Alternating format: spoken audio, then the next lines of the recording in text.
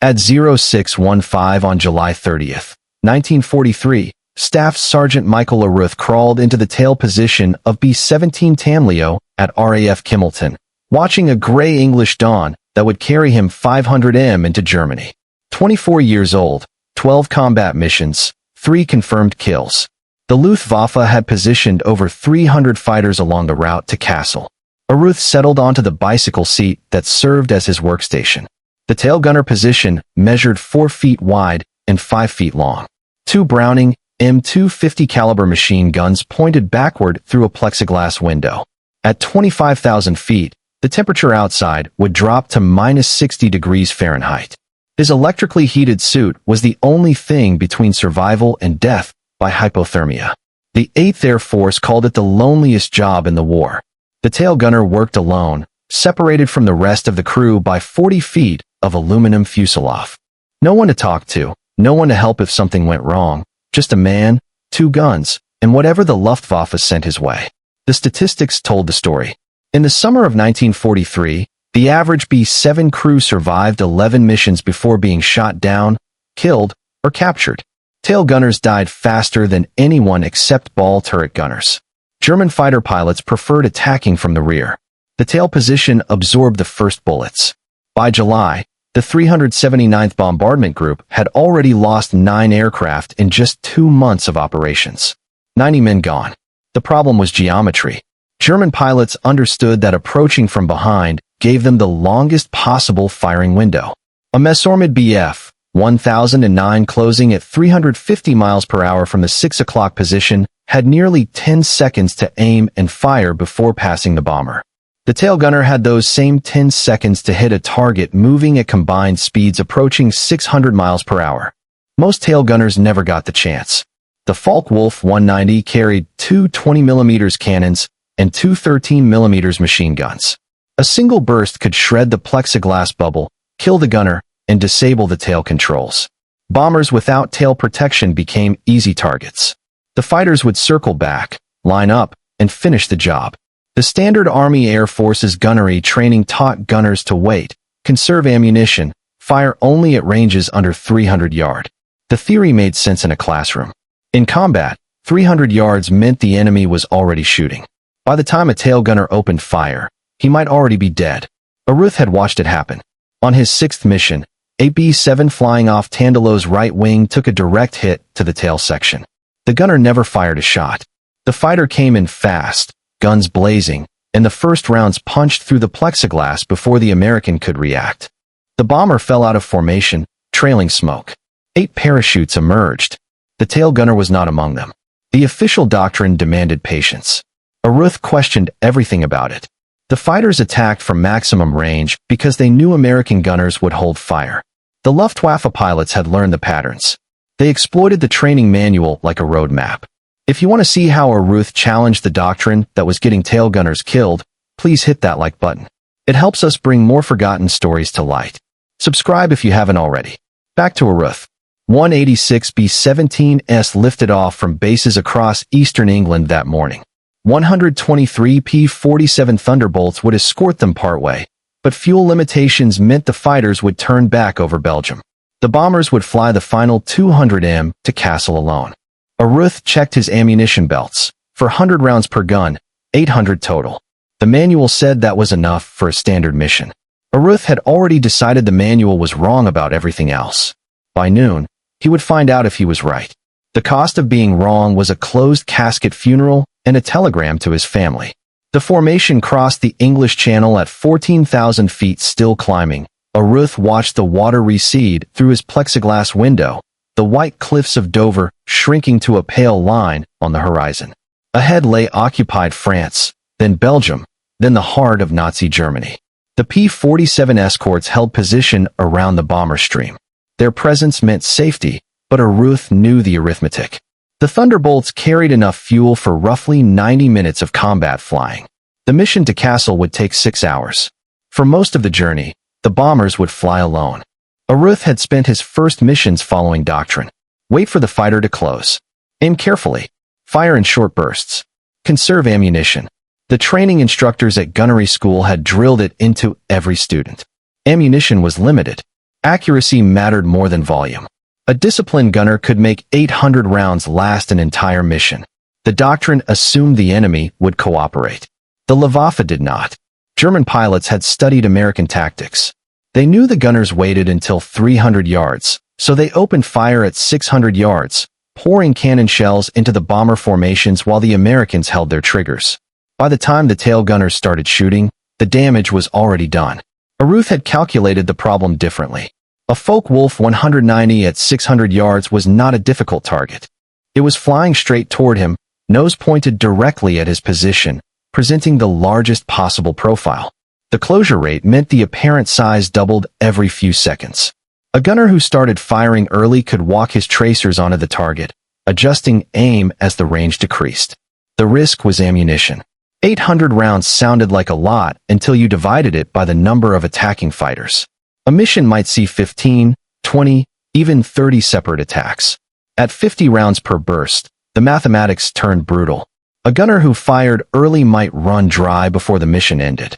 Aruth accepted the trade-off. A gunner who conserved ammunition but died on the third attack had made a poor bargain.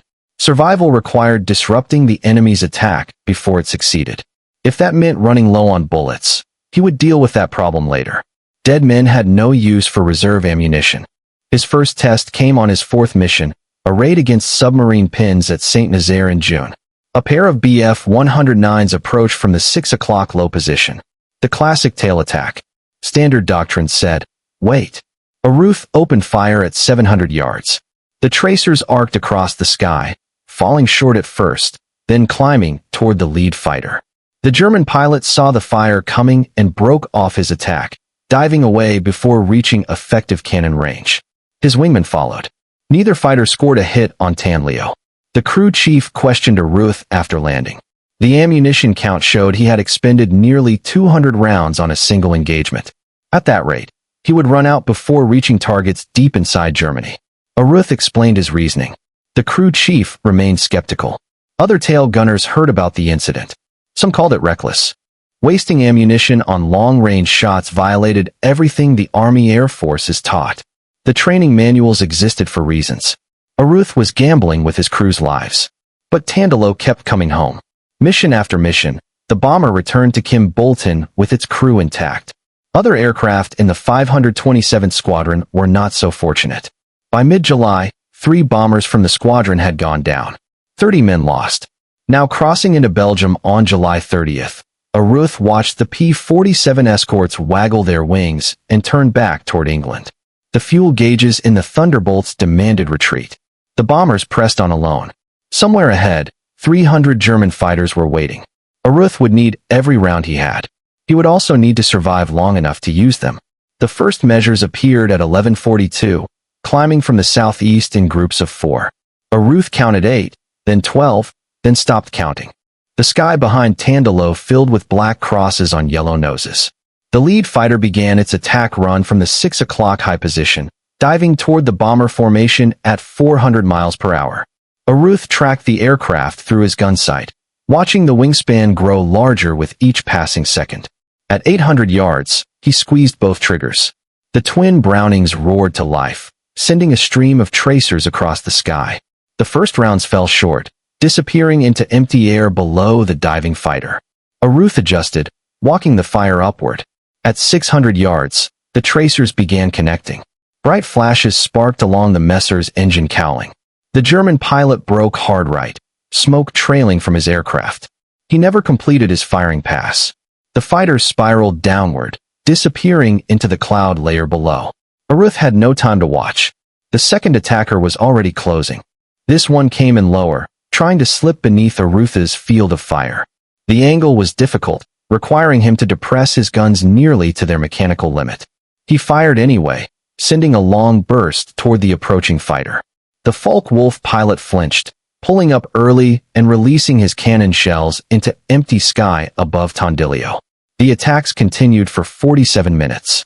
Wave after wave of German fighters slashed through the bomber formation, targeting stragglers and damaged aircraft. Aruth fired at everything that came within range, burning through ammunition at 3 times the recommended rate. His gun barrels glowed red from sustained fire. At 12:29, A Bf-109 approached from directly astern, flying straight and level. The pilot had either extraordinary courage or poor judgment. Aruth centered the fighter in his gun sight and held the triggers down. The Brownings hammered for 6 continuous seconds, pouring over 100 rounds into the approaching aircraft. The Messmet disintegrated. The engines separated from the fuselage. The wings folded backward. What remained of the fighter tumbled past Tanlio, close enough for Ruth to see the empty cockpit. The pilot had either ejected or died at the controls. 2 confirmed kills. Ammunition down to 180 rounds. The formation reached Kassel at 12:51 and began its bombing run. For 11 minutes, the bombers flew straight and level, unable to maneuver while the bomb baiters lined up their targets. The Luftwaffe knew this moment represented maximum vulnerability. The fighters pressed their attacks with renewed fury. A Focke-Wulf 190 dove on Tanlio from the 5 o'clock position. Aruth swung his guns to meet it, firing a short burst. The round struck the fighter's wing route. The pilot kept coming, cannon shells tearing through Tandolio's tail section. Aruth felt the impacts before he felt the pain. 20mm fragments ripped through the plexiglass, shredding his flight suit and burying themselves in his left arm and shoulder. His left gun jammed.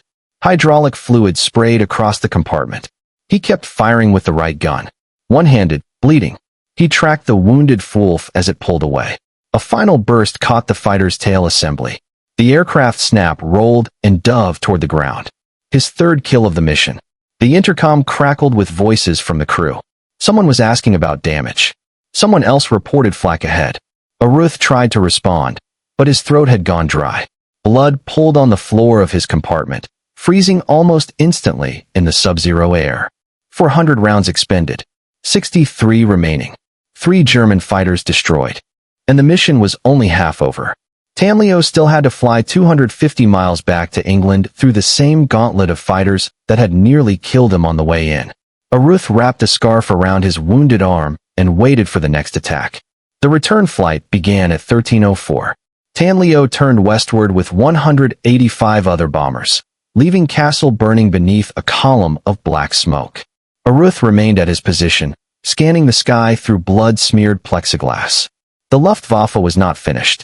German fighters regrouped over Belgium, positioning themselves along the bomber stream's route to the English Channel. Fresh aircraft replaced those lost or damaged in the morning attacks. The second gauntlet would be as dangerous as the first. Aruth's left arm had gone numb from the cold and the wounds. His jammed gun remained inoperable. The feed mechanism shattered by the same cannon shell that had injured him. He had 1 functioning weapon and 63 rounds of ammunition to cover 250 miles of hostile airspace. The mathematics demanded a different approach. At 63 rounds, he could afford perhaps 3 engagements of 20 rounds each. Every trigger pull had to count. The luxury of suppressive fire was gone. At 13:31, a pair of Bf-109s closed from the 7 o'clock position.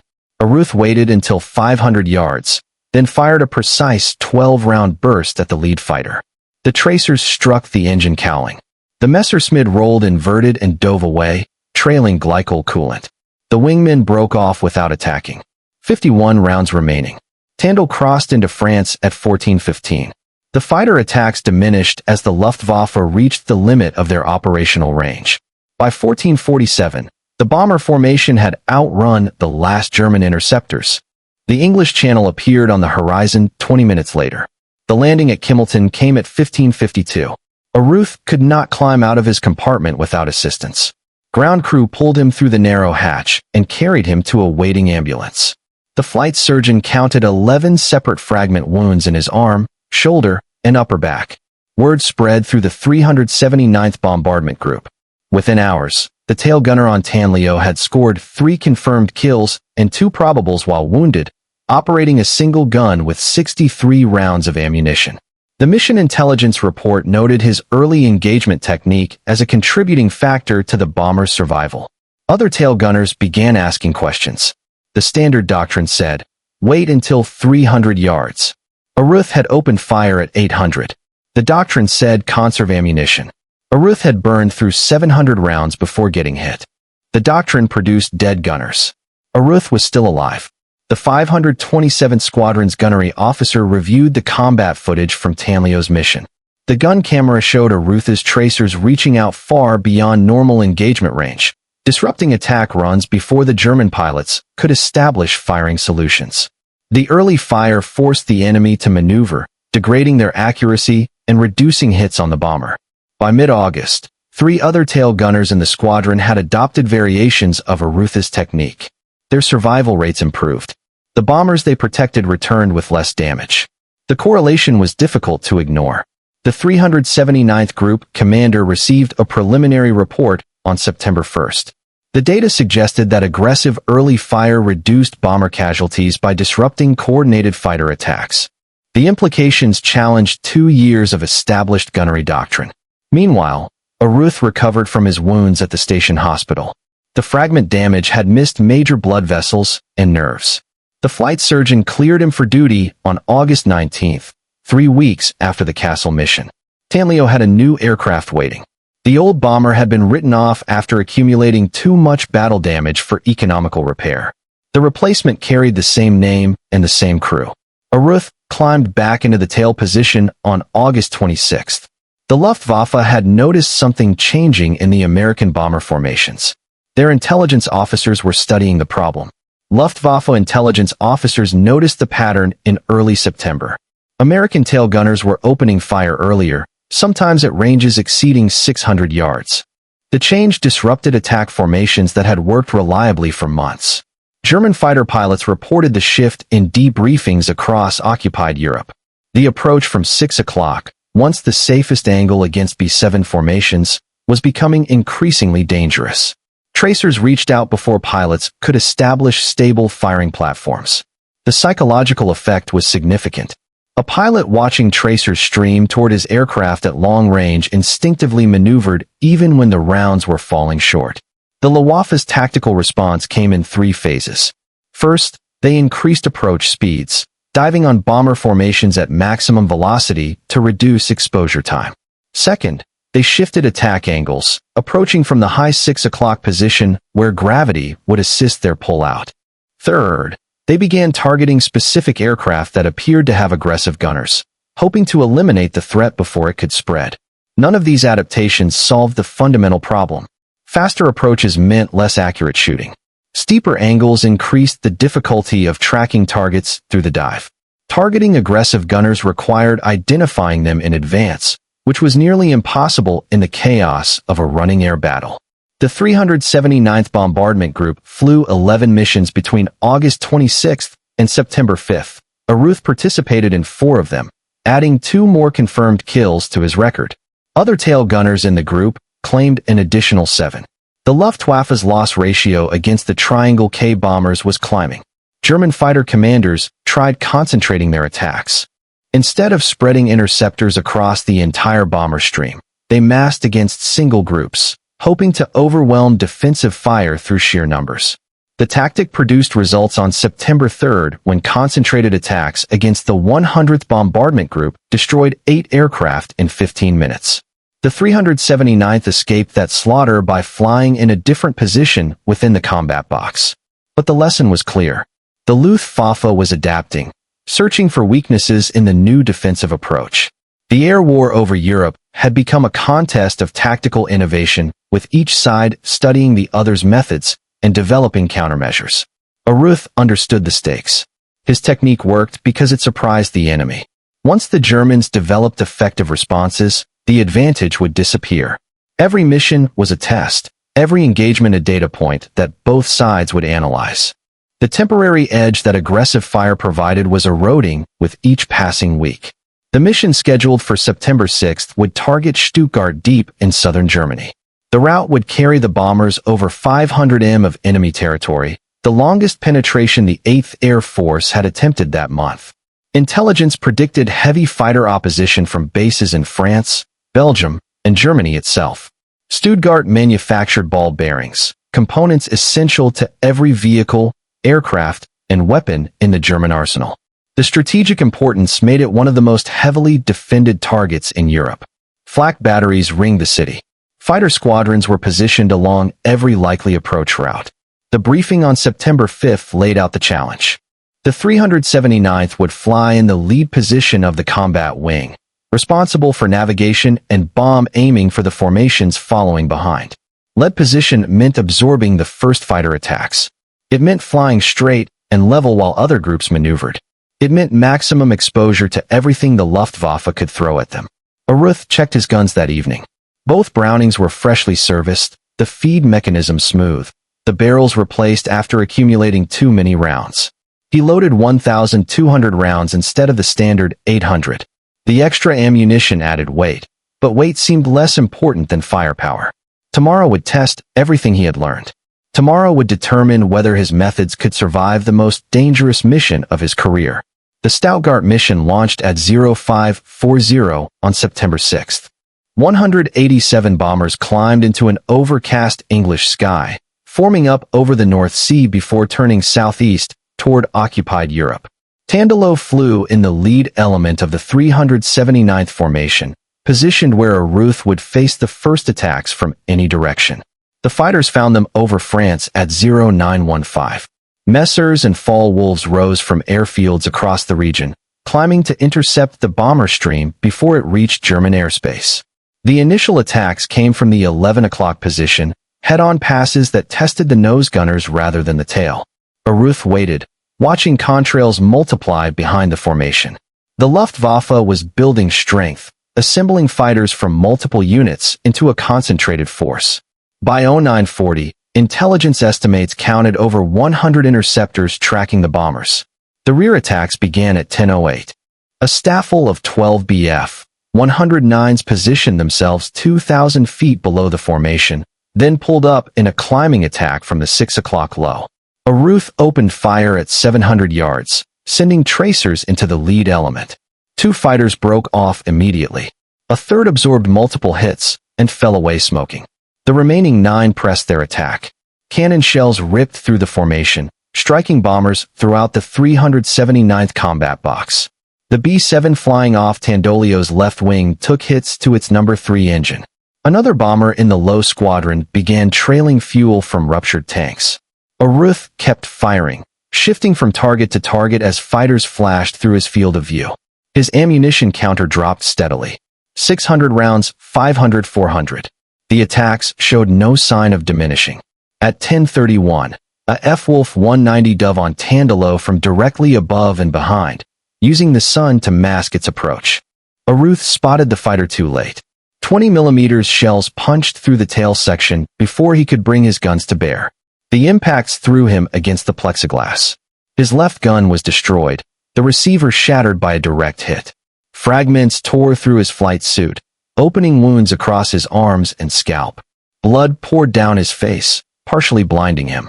He kept firing with the right gun. The Focke-Wulf pulled up and rolled away, trailing smoke from hits scored during its dive. Aruth wiped blood from his eyes and searched for the next attacker. Tandalo was dying. The fighter's cannon fire had severed hydraulic lines, damaged the tail controls, and punctured fuel tanks in the wing routes. The pilots fought to maintain altitude, but the bomber was losing the battle against gravity and aerodynamics. The formation reached Stuttgart at 11:04. Tandolio held position long enough to release its bombs over the target, then fell out of formation as the damage overwhelmed the crew's ability to compensate. 2 engines were running rough. The fuel situation was critical. The pilots made the decision over eastern France. Tandolio could not reach England. The best option was a controlled ditching in the English Channel where air rescue units might reach them before hypothermia set in. Aruth remained at his position as the bomber descended, watching for fighters that might pursue the crippled aircraft. None came. The Luftwaffe had other targets, healthier bombers still flying in formation. Tandolio hit the channel at 15:12, impacting the gray water at 120 miles per hour. The fuselage broke apart on impact. Aruth was thrown forward, his head striking the gun mount. Darkness. When he regained consciousness, he was floating in a life raft. British rescue boats were approaching. All 10 crew members had survived the ditching. The bomber that had carried them through 17 missions lay at the bottom of the English Channel. The 379th commander was already requesting Aruth's mission reports. The Distinguished Service Cross citation arrived on October 14, 1943. The second highest military decoration the United States Army could award recognized Ehret's actions during the Castle and Stuttgart missions. The citation specifically mentioned his decision to continue firing while wounded, crediting his defensive fire with protecting the bomber during its most vulnerable moments. The 8th Air Force's gunnery staff had completed their analysis by late October. The data covered 14 bomber groups across 3 months of operations. The conclusions challenged assumptions that had governed American air combat since 1942. Tail gunners who engaged targets beyond 500 yards showed measurably higher survival rates than those who followed standard doctrine. The early fire disrupted enemy formations, forcing German pilots to maneuver defensively rather than establishing stable firing platforms. The ammunition cost was significant, but the trade-off favored the aggressive approach. Brigadier General Frederick Anderson, commander of ETH Bomber Command's operational planning, reviewed the findings personally. The implications extended beyond individual aircraft. If coordinated early fire from multiple bombers could disrupt mass fighter attacks, the entire defensive doctrine might require revision. The formal policy change came in November. New gunnery guidelines authorized tail gunners to engage targets at extended ranges when tactical conditions permitted. The bureaucratic language was cautious, but the meaning was clear. The approach that had kept Ehret alive was becoming official doctrine. Ehret never saw the policy take full effect. His head injuries from the Stuttgart ditching proved more serious than initial assessments indicated. After returning to flight status in late September, he completed 3 additional missions before medical officers grounded him permanently. Recurring headaches and vision problems made continued combat duty impossible. His final tally stood at 17 confirmed kills with 4 additional probables awaiting verification. The number placed him among the highest-scoring bomber gunners in the 8th Air Force. Some records credited him with as many as 19 victories, though documentation inconsistencies made precise counts difficult. The Distinguished Flying Cross followed the Distinguished Service Cross. 2 air medals with oak leaf clusters recognized his cumulative combat achievements. The Purple Heart acknowledged his wounds. By the time his combat career ended, Ehret had accumulated more decorations than most pilots.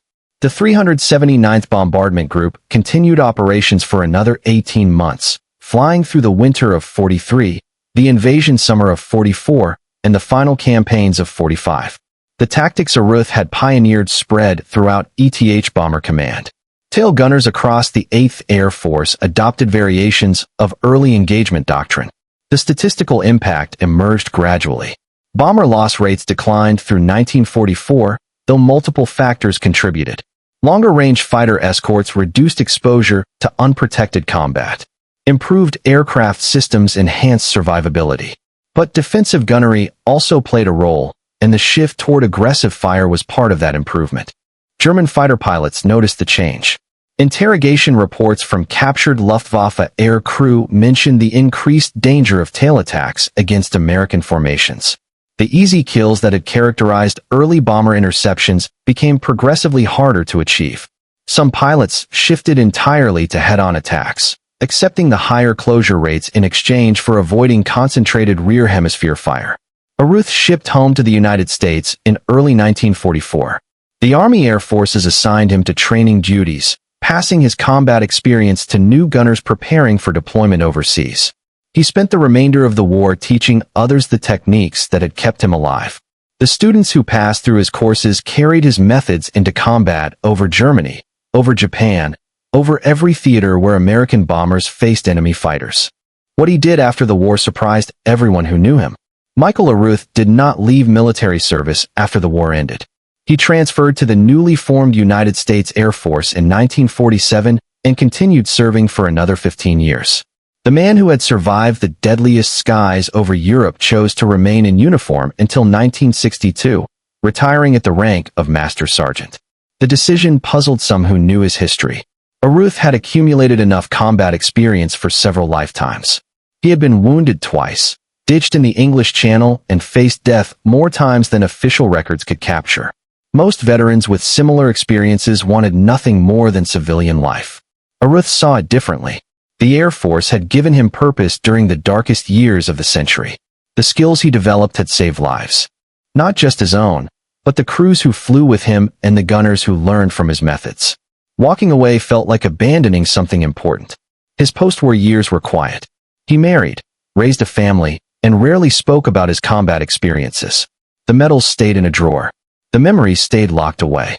Like many veterans of his generation, Aruth believed that those who had not been there could never truly understand. Elmer Bendiner, Tanleo's navigator, took a different path. He became a journalist and author, eventually writing a memoir titled The Fall of Fortresses. The book described the crew's experiences in detail, preserving moments that might otherwise have been lost to history. Bender's account ensured that the Tanleo and her crew would not be forgotten. The 379th Bombardment Group held reunions for decades after the war. Veterans gathered to remember friends who had not returned, to share stories that their families had never heard, to honor the young men they had once been. Aruth attended when his health permitted, reconnecting with survivors from those desperate months over Europe. The National Memorial Cemetery of Arizona received his remains on February 20, 1990. He had died 5 days earlier in St. Augustine, Florida at the age of 70. The headstone listed his rank, his service branch, and his war. It did not mention the 17 fighters he had destroyed, or the crews he had protected, or the doctrine he had helped reshape. Military cemeteries are full of such understatements. The stones mark names and dates, but cannot capture the weight of what those names represent. Aruth lies among thousands of other veterans, each with stories that deserve telling. The mighty 8th Air Force Museum in Savannah, Georgia preserves the history of the bomber crews who flew from England. The 379th Bombardment Group's records are archived there, including mission reports that document Arrett's combat achievements. Researchers can trace the evolution of gunnery doctrine through documents that bear his influence. The B-7 tail gunner position no longer exists. The aircraft that carried men like Aruth into combat have mostly vanished, reduced to museum pieces and memorial displays.